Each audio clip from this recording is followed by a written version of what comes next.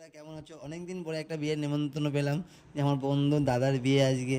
তাই আমি চলে গেলাম কিছুটা জিনিস কিনতে। তো বাজারে গিয়ে দেখলাম এই দোকানটা খুব সুন্দর সাজানো আছে, তো জিনিসপত্র তো ভাবছিলাম বালতি নেবো কি প্লেট নেবো, তাই ভাবছিলাম। তো দোকানে ঢোকার সময় দেখলাম প্রচণ্ড ভিড়, তাই বাইরে দাঁড়িয়ে রয়েছি আমি, এবং আমি চারপাশে দেখছি কী নেওয়া যায়।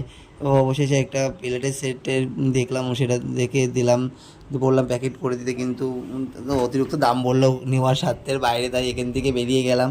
তো নিতে পারলাম না বলে, তো জিনিসটাকে আমি আবার দেখালাম যে দেখুক জিনিসটা দাম কী কেমন বললো। দামটা তো অতিরিক্ত বললো বলে আমি বন্ধুকে বললাম ঠিক আছে চল আর প্লেট নেবো না।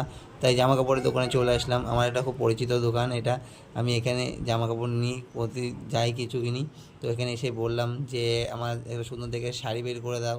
তো কাকু বললো কী ধরনের শাড়ি কেমন বেচছে। আমি বললাম একটু দামি ধরনের দেখাও, ওই ধরনের শাড়িগুলো।